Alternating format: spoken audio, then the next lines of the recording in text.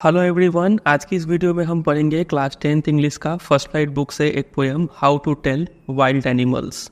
How to tell यानी how to identify wild animals. ठीक है, इसके पोएट है कैरोलिन वेल्स। चलिए देखते हैं रिटर्न में इस पोएम को।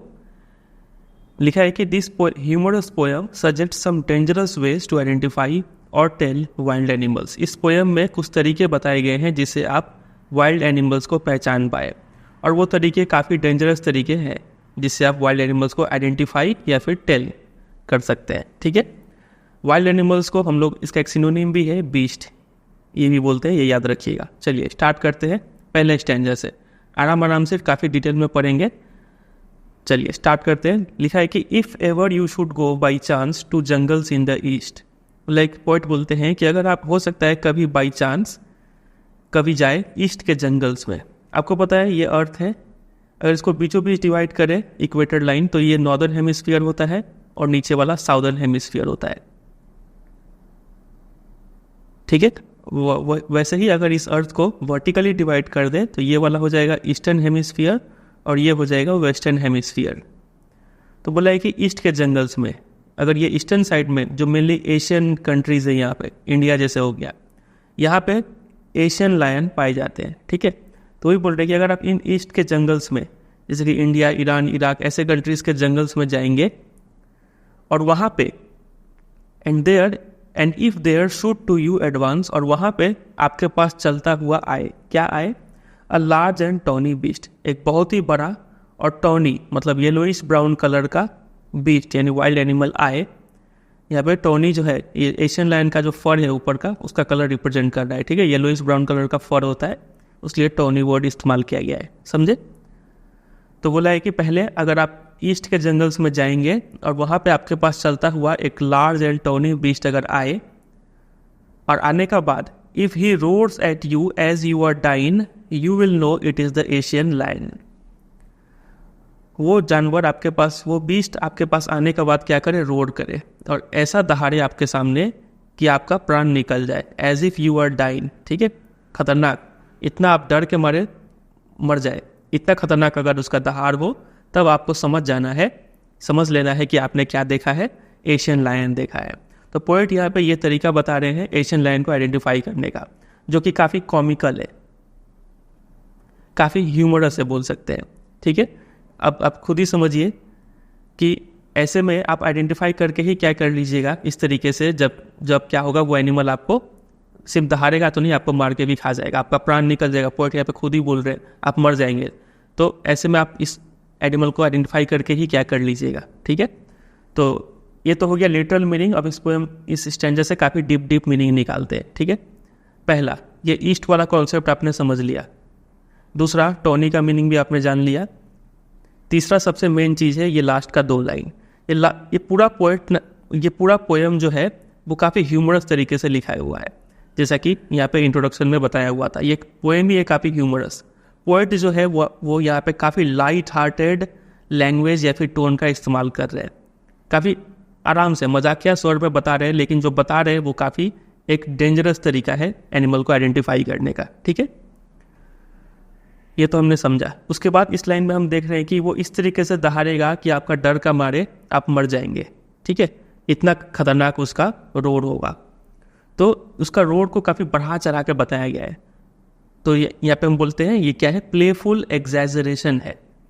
एग्जैजरेशन का मतलब होता है किसी भी चीज़ को काफ़ी बढ़ा चढ़ा के बोलना। तो और इसको हम लोग एग्जैजरेशन को ही हाइपरबोले भी बोलते हैं। हाइपरबोले एक पोएटिक डिवाइस हो गया, तो इस लाइन में पोएटिक डिवाइस क्या है? हाइपरबोले है, किसी भी चीज़ को बहुत ही बढ़ा चढ़ा के बोलना। ठीक है, तो यहाँ पे लाइन का जो रोड है उसको काफ़ी बढ़ा चढ़ा के बोला गया है। ये बात समझे? इसके बाद आप ये भी समझिए, आयरनी भी है इस लास्ट के 2 लाइन में। आयरनी का मतलब होता है बोला कुछ और जाए लेकिन उसका मीनिंग कुछ और निकल रहा है। यहाँ पे बोला गया कि वो लायन ऐसे दहाड़ेगा कि आपका प्राण निकल जाएगा, तब आपको ये समझ लेना है कि वो आपने जो देखा है वो क्या है? एशियन लायन है। आप यहाँ पे जो आयरनी है वो है सिचुएशनल आयरनी। इस सिचुएशन को समझिए। ये सिचुएशन में जब आपके सामने एक लायन खड़ा है, आप क्या उसको आइडेंटिफाई करने का, उसका फीचर देखने की कोशिश करेंगे या फिर खुद को बचाने का कोशिश करेंगे? तो ऑब्वियस बात है आप खुद को सर्वाइव कराने का कोशिश करेंगे। ये जो सिचुएशन है वो एक काफ़ी लाइफ थ्रेटनिंग सिचुएशन है। इस सिचुएशन में आपका प्राइमरी पर्पस क्या होगा? सर्वाइव करना, ना कि लायन को आइडेंटिफाई करना। समझ रहे हैं? वही यहाँ पे ये 2 लाइन में आयरनी है। समझे? एग्जाम में क्वेश्चन बनता है, उसलिए लिख के रखे। जो भी चीज़ हम यहाँ पे लिख रखे सबसे क्वेश्चन बनेगा, इसलिए आपको ये सब समझना जरूरी है। तो 2 सीरियस सिचुएशन है, भले ही सीरियस सिचुएशन है, पोएट यहाँ पे काफ़ी लाइट हार्टेड लैंग्वेज, मजाक मजाक में वो लैंग्वेज यूज़ कर रहे हैं। समझ रहे हैं? लेकिन जो सिचुएशन है वो काफ़ी सीरियस है। तो यही यहाँ का आयरनी है। और ये जो फीचर है ये पूरा पोएम में ही देखने को मिलेगा। इसी स्टैंजा का तरह बाकी सब स्टैंजा भी है। समझे? अगला चीज़ आप यहाँ पे ये नोटिस कीजिए राइमिंग स्कीम के बारे में। उससे पहले आप ये समझिए, यहाँ पे DYIN ये डाइंग लिखना चाह रहे थे पोएट, लेकिन राइम कराने के लिए इन्होंने यहाँ से G हटा दिया, सिर्फ DYIN लगा दिया। ठीक है? ताकि ये डैन लाइन से राइम कर पाए। अब देखिए एग्जैक्टली ये राइम तो नहीं कर रहा है, ये यहाँ पे लास्ट में इन है और लायन ऑन है यहाँ पे, तो थोड़ा सा राइम कर रहा है। राइमिंग 2 टाइप का होता है, एक होता है परफेक्ट राइम, एक होता है स्लैंट राइम। परफेक्ट राइम जैसे कि चांस एडवांस परफेक्टली राइम कर रहा है, ईस्ट बीस्ट परफेक्टली राइम कर रहा है, इसको बोलते हैं परफेक्ट राइम। ठीक है? दूसरा होता है स्लैंट राइम, जिसमें पूरी राइम ना करे, जैसे कि डाइन और लायन थोड़ा सा राइम कर रहा है, इसको बोलते हैं स्लैंट राइम। ठीक है? जबरदस्ती राइम करवाने के लिए यहाँ पे पोएट ने इसका स्पेलिंग चेंज किया, इसके ऊपर भी क्वेश्चन बनता है। तो क्यों आप यहाँ पे उन्होंने स्पेलिंग चेंज किया है? मेनली एक तो स्लैंट राइम के लिए, और इसी के तहत क्या होता है, to create humorous effect. Humorous ये हो गया main answer. Humorous effect create करने के लिए पोएट ने यहाँ पे इसका स्पेलिंग चेंज किया है। बात अगर ये समझ रहे हैं, ये क्वेश्चन बनता है। इसके अलावा अगर इस स्टैंजा का राइमिंग स्कीम पे बात करें तो चांस, इस साउंड को अगर आप ए देते हैं, ईस्ट ये अलग साउंड है, इसके लिए बी दे दीजिए। एडवांस ऐसा ही साउंड आ गया तो ए दीजिए। बीस्ट ईस्ट सेम साउंड है तो बी दे दीजिए। डाइंग अलग साउंड आया सी, ये इससे राइम कर रहा है लाइन से, तो सी। तो राइमिंग स्कीम हो गया AB CC। यही जो राइमिंग स्कीम है वो पूरा हर स्टैंजा में यही सेम राइमिंग स्कीम यूज हुआ है। ठीक है? ये याद रखिएगा।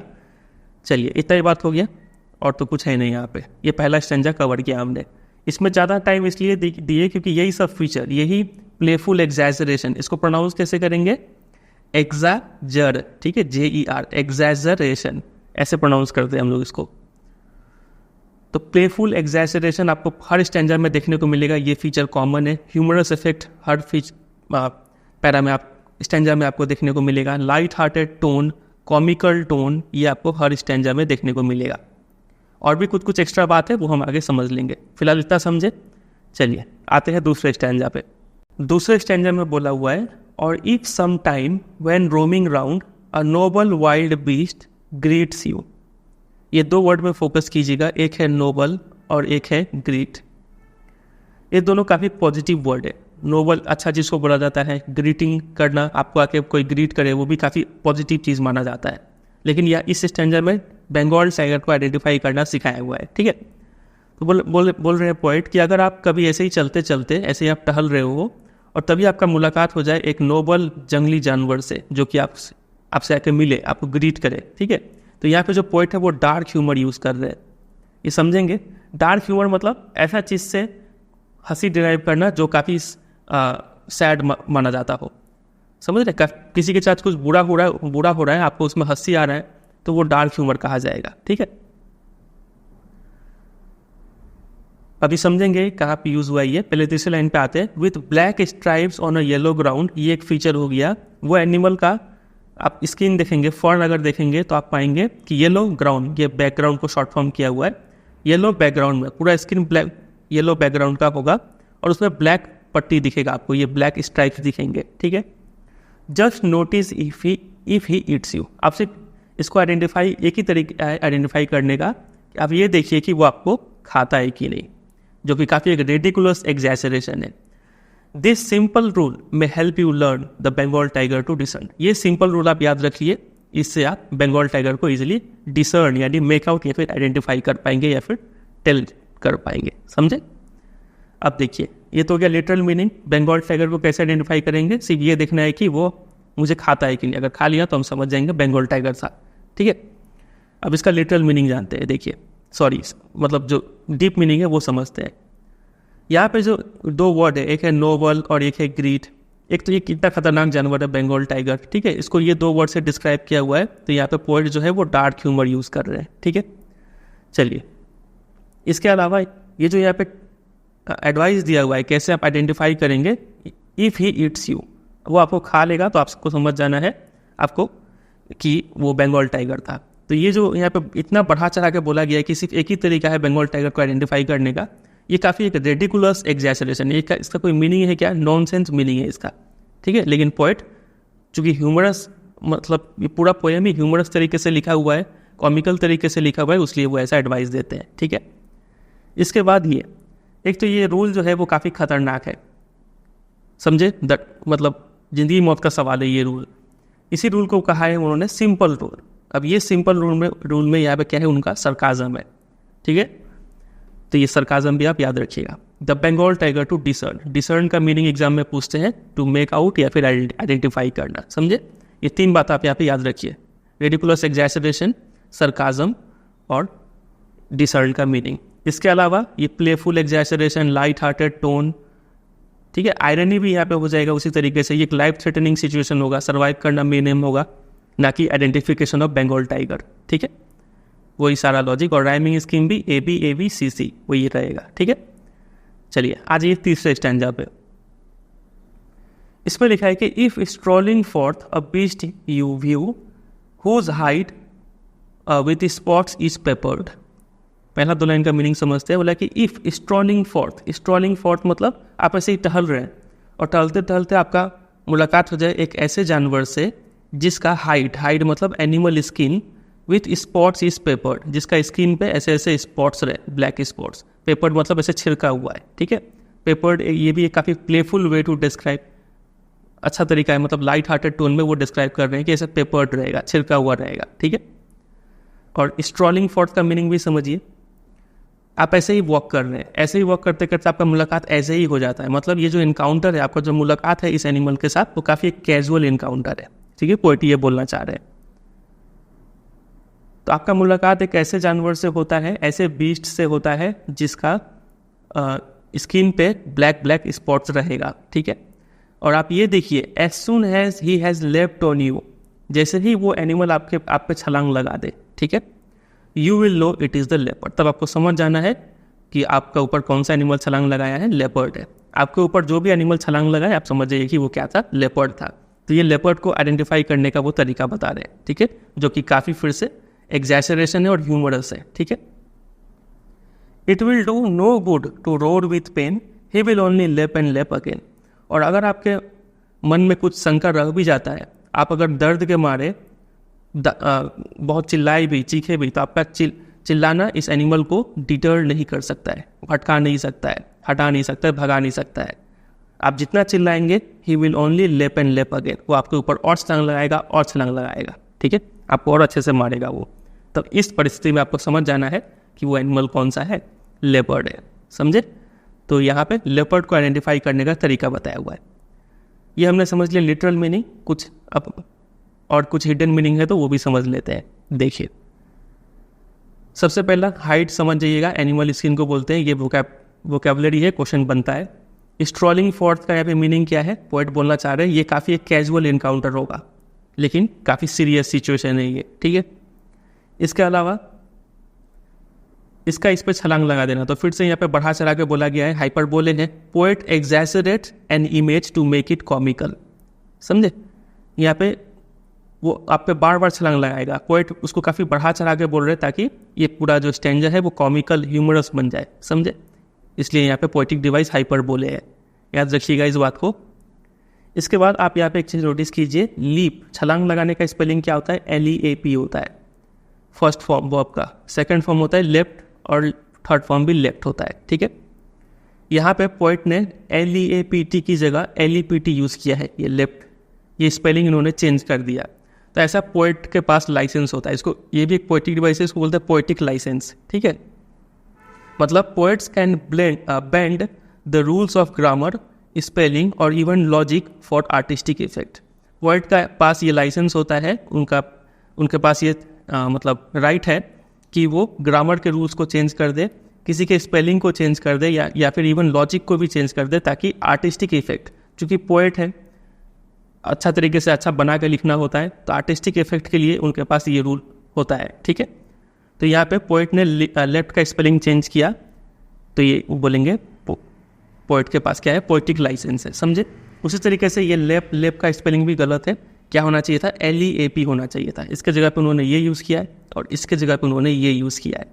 अब ऐसा क्यों यूज़ किया है, ठीक है, इतना तो समझिए कि पोएट के पास लाइसेंस होता है ये यूज़ करने का, तो रीज़न क्या है, क्यों यूज़ किया है उन्होंने। तो लिखा है कि it creates a playful childish sound that reinforces the light hearted and exaggerated tone of the poem. इस पूरा पोएम का टोन ही है लाइट हार्टेड, मजाकिया तरीके से ये पोएम लिखा हुआ है, बढ़ा चढ़ा के लिखा हुआ है, ठीक है। तो यहाँ पे जब ये पोएट इसका स्पेलिंग चेंज करते हैं तो एक काफ़ी प्लेफुल और चाइल्डिश साउंड डेवलप होता है, लेफ्ट लेफ्ट लेफ्ट लेफ्ट, ठीक है, अच्छा साउंड है ये सब। तो इसीलिए ये साउंड चाइल्डिश साउंड हो जाता है, जो कि पोएट को हेल्प करता है पूरा पोएम को एक humorous effect, light hearted effect देने में, समझे। तो इसके ऊपर क्वेश्चन बनता है, पहले भी आ चुका है बहुत बार क्वेश्चन, ये याद रखिएगा, स्पेलिंग क्यों चेंज किया है उसके बारे में पूछेंगे, ठीक है। ऊपर में भी एक स्पेलिंग चेंज किया हुआ था, जैसे कि इसका ये डाइंग का, तो यहाँ पे भी ह्यूमरस इफेक्ट क्रिएट करने के लिए ही उन्होंने चेंज किया था, ठीक है। चलिए, ये हो गया तीसरा तरीका लेपर्ड को आइडेंटिफाई करने का। अब आ जाइए चौथे स्टैंजा पे। इसमें फिगर से आप पहचान लीजिए ये बियर है।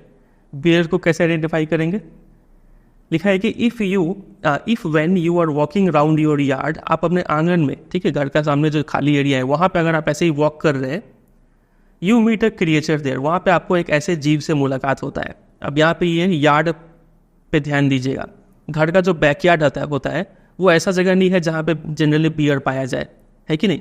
तो यहाँ पे एक sense of surprise poet create करना चाह रहे हैं, समझे। उसके बाद वो क्रिएचर आपके बैकयार्ड में आने के बाद क्या करे, वो hugs you very very hard, ठीक है, जो आपको हग करे। अब हग करना काफ़ी पॉजिटिव वर्ड है कि नहीं, कोई आपको गले लगा रहा है, काफ़ी पॉजिटिव वर्ड है, लेकिन वेरी वेरी हार्ड यहाँ पे इस चीज़ का सीरियसनेस दिखा रहा है। वो हग जो है वो बहुत ही हार्ड है। अब बहुत ही हार्ड है मतलब एक नेगेटिव मीनिंग आ रहा है यहाँ पे, ठीक है। Be sure it is a bear, तब आप श्योर हो जाइए, कोई आपको बहुत ज़ोर से हग करे कोई जानवर, तो आप समझ जाइए कि वो जानवर और कोई नहीं था, बियर था, ठीक है।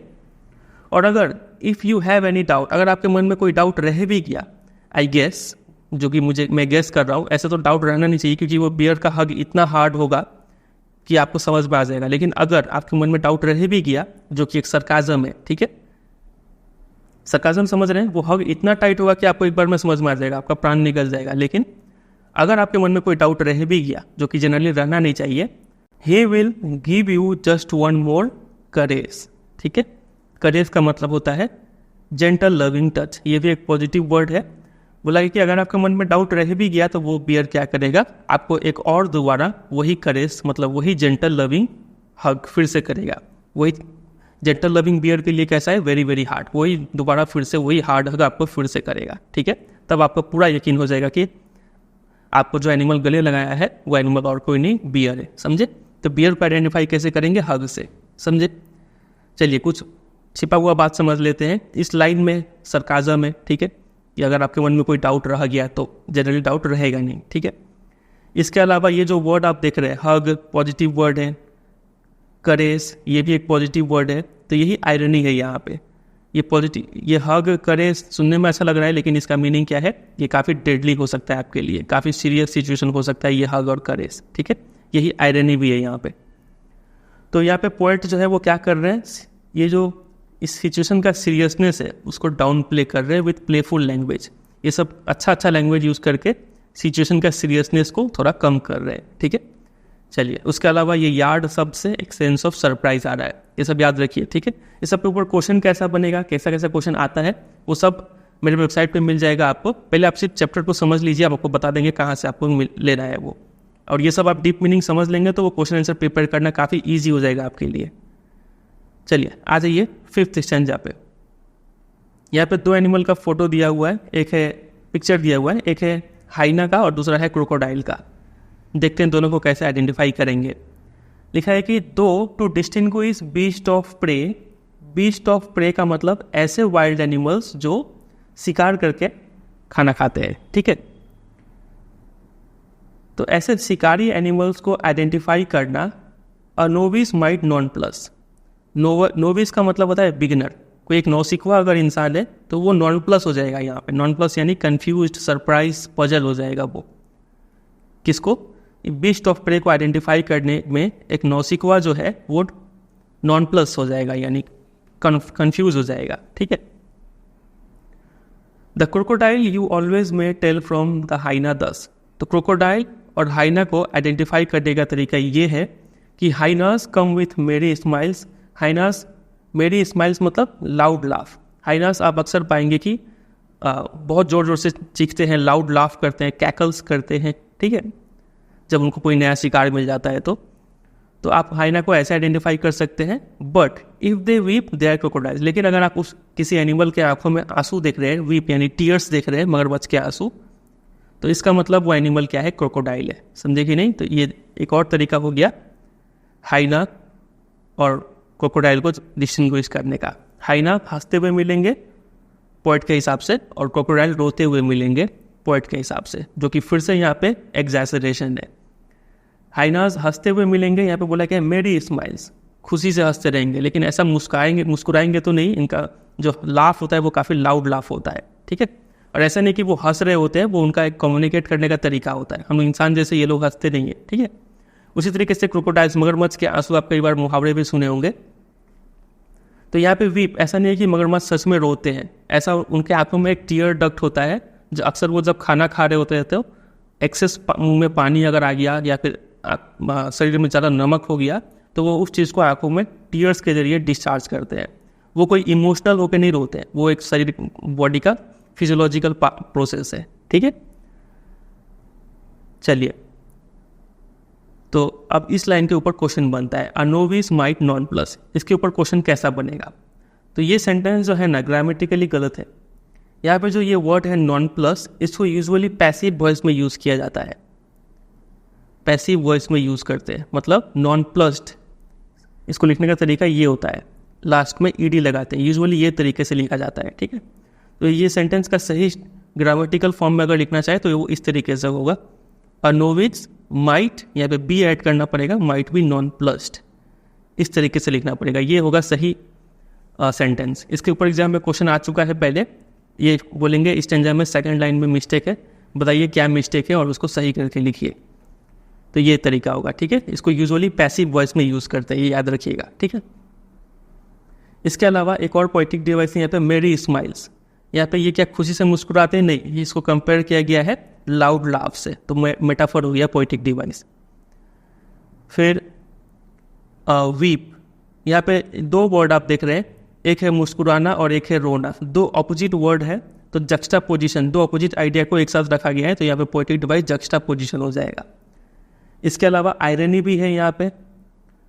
आयरनी ये है आइडेंटिफाइंग क्रोकोडाइल बाई टीयर्स। अब ऐसा तो है नहीं कि क्रोकोडाइल्स आपको हमेशा रोते हुए मिलेंगे, हमेशा उनके आंखों में आंसू होगा। बहुत ही रेयर, कभी कभी वो किसी पर्टिकुलर सिचुएशन में उनके आंखों में टीयर्स दिखने को मिलते हैं।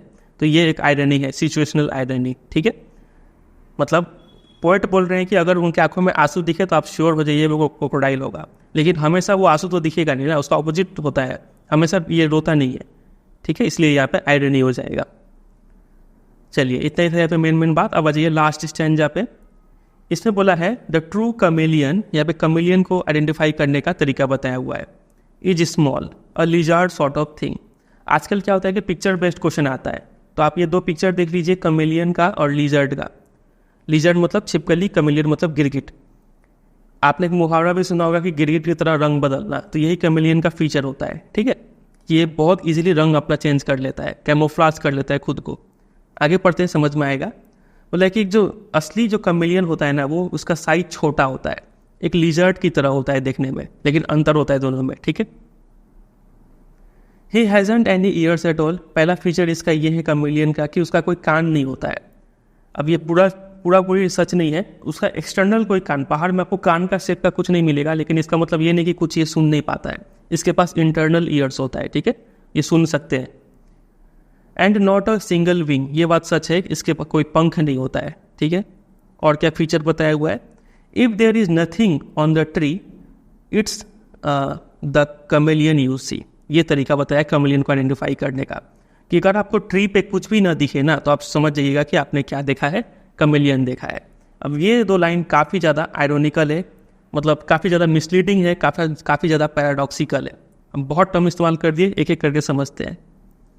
देखिए, ट्री का तो जनरली कलर होता है वो ग्रीन कलर का होता है, और ये जो कैमेलियन है आपको मेनली ट्री पे मिलेंगे, और ये अपना स्किन का कलर भी ग्रीन कर लेते हैं। हरे हरे पत्तों में हरे कलर का ये कैमेलियन छिपा हुआ रहेगा। आपको दिखेगा ही नहीं कि कौन पत्ता था कौन कैमेलियन था, आप इजीली आइडेंटिफाई नहीं कर पाएंगे, इनविजिबल हो जाते हैं ये, ठीक है।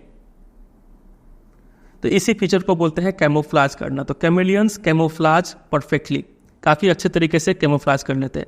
वैसे अगर यहाँ पे हुए स्टेम पे तो ब्राउन कलर में ये चेंज हो जाएंगे, इसका अपना स्किन का कलर ब्राउन कर लेंगे तो वहाँ पे भी इनविजिबल हो जाएंगे वो, ठीक है। तो अपना कलर ये काफ़ी चेंज करते हैं। तो इसीलिए यहाँ पे पोएट बोल रहे हैं कि अगर आपको ट्री पे कुछ भी ना दिखे ना तो आप समझ जाइएगा कि आपको कैमेलियन दिखा, समझे। लेकिन ये जो तरीका है आइडेंटिफाई करने का, ये काफ़ी मिसलीडिंग तरीका है, ये काफ़ी एक पैराडॉक्सिकल स्टेटमेंट है। ये इसलिए पैराडॉक्सिकल है, पैराडॉक्सिकल मतलब कॉन्ट्राडिक्टरी स्टेटमेंट। ये जो तरीका है आइडेंटिफाई करने का काफ़ी कॉन्ट्राडिक्टरी है। कैसे, देखिए, एक तरफ तो आप बोल रहे हैं कि आपको ट्री पे कुछ भी नहीं दिखा, कुछ भी मतलब समझ रहे हैं ना, कुछ भी नहीं दिखा। जब आपको कुछ भी दिख ही नहीं रहा है तो आप कैसे बोलेंगे कि वहाँ पे कैमेलियन है? समझ रहे बात कह रहा है, इसी चीज़ में पैराडॉक्स है। पोएट बोल रहे हैं कि आपको कुछ भी नहीं दिखे तो आपको क्या दिखा है, वो कैमेलियन दिखा है। लेकिन अगर आप इसका डीप में इसको इंटरप्रेट करेंगे तो आप पाएंगे कि पोएट बोल रहे हैं कुछ भी नहीं दिखा, मतलब आपको कुछ दिख ही नहीं रहा है, तो आप कैसे बोलेंगे कि वो कैमेलियन है? इसको आइडेंटिफाई करने का तरीका काफ़ी पैराडॉक्सिकल है, समझे। ये वर्ड याद रखिएगा, इसके ऊपर क्वेश्चन बनता है। चलिए, तो ये तरीका हो गया। राइमिंग स्कीम फिर से वही AB और ABCC। पूरा पोएम का अगर बात करें तो पूरा पोएम ह्यूमरसली अनरिलायबल एडवाइस से भरा हुआ है। जो भी एडवाइस इस पोएट ने दिया हुआ है काफ़ी अनरिलायबल एडवाइस है, लेकिन ये बात तो मानना पड़ेगा, काफ़ी ह्यूमरस है, हंसी तो काफ़ी आएगा, ठीक है। जो भी एडवाइस है काफ़ी रेडिकुलस है, नॉन सेंसिकल एडवाइस इन्होंने दिया हुआ है। ये पोएम का मेन मकसद ये नहीं था कि आपको नॉलेज दिया जाए, एजुकेशन दिया जाए। मेन मकसद क्या था? Primarily for entertainment, humour. ये पोएम मेनली ह्यूमर के लिए, इंटरटेनमेंट के लिए पढ़ा हुआ है, ना कि प्रैक्टिकल नॉलेज के लिए। ये तरीका आप डेली लाइफ में, रियल लाइफ में अप्लाई करेंगे तो प्रैक्टिकल नहीं होगा, ये आपका जान जा सकता है, कोई भी आइडेंटिफाई नहीं करेगा ये सब तरीका, ठीक है। तो इसलिए बोल रहे हैं कि ये पोएम प्राइमरीली फॉर इंटरटेनमेंट था, ना कि फॉर एजुकेशन। ये सब पॉइंट्स याद रखिएगा, इसके ऊपर क्वेश्चन बनता है, इसलिए लिख के रख दिए। यहाँ पे नीचे अंडरलाइन किए हुए हैं नॉन प्लस्ड को, तो इसका बारे में बता ही दिए कि यूजुअली पैसिव वॉइस में यूज होता है, ये लास्ट में SED लगा रहता है, ठीक है, ये वाला। चलिए एक बार रिकैप कर लेते हैं पूरा पोएम को। बीच में हम येलो से हाईलाइट कर रखे हैं। सबसे पहले हमने देखा एशियन लायन को कैसे आइडेंटिफाई करेंगे, तो इनका रोर से आइडेंटिफाई करेंगे। दूसरा हमने देखा बंगाल टाइगर को कैसे आइडेंटिफाई करेंगे, तो आप समझिएगा कि अगर वो आपको खाता है कि नहीं। लेपर्ड को तो लीप से, ठीक है, आपके ऊपर छलांग लगाता है कि नहीं। बियर को कैसे आइडेंटिफाई करेंगे, तो हग से। फिर हाइना को कैसे आइडेंटिफाई करेंगे, तो मेरी स्माइल से। क्रोकोडाइल को वीप से, टीयर देख के। और कैमेलियन को इनविजिबल, अगर आपको कुछ भी ना दिखे तो आप समझिएगा वो कैमेलियन था। बाकी इसका डीप मीनिंग आपको समझा ही दिए। और ये पूरा जो भी हम लिख रखे हैं आपके स्क्रीन पर, जो भी ये सब दिख रहा है, ये आपको डाउनलोड करने के लिए PDF मिल जाएगा मेरे वेबसाइट पर, ठीक है। वहाँ पे आप जाके ये PDF डाउनलोड कर सकते हैं, नहीं तो आप वीडियो को ही पॉज करके आप अपने बुक में भी खुद से लिख सकते हैं। खुद से लिखने का फ़ायदा ये होगा कि आपको कुछ याद भी रह जाएगा, ठीक है। चलिए, तो इसी के साथ ये पूरा वीडियो एंड होता है और आपको मिलेगा इंपॉर्टेंट क्वेश्चन आंसर्स। आप सिंपली गूगल में सर्च कर दीजिए कि how to tell wild animals question answer by CBSE guidance. Last में ऐड कर दीजिएगा बाय CBSE गाइडेंस, आपको पहले नंबर पे मिल जाएगा। इस चैप्टर, इस पोएम का जितना भी इंपॉर्टेंट क्वेश्चन आंसर्स है वो दे दिए है वेबसाइट पर, ठीक है। उसको प्रिपेयर कर लीजिए, उससे बाहर और कुछ नहीं आएगा। चलिए, तो उम्मीद करते हैं आपको ये वीडियो पसंद आया होगा, काफ़ी चीज़ सीखने को मिला होगा, काफ़ी डीप में समझाया आपको। इसके बाहर तो और कुछ क्वेश्चन नहीं बनेगा।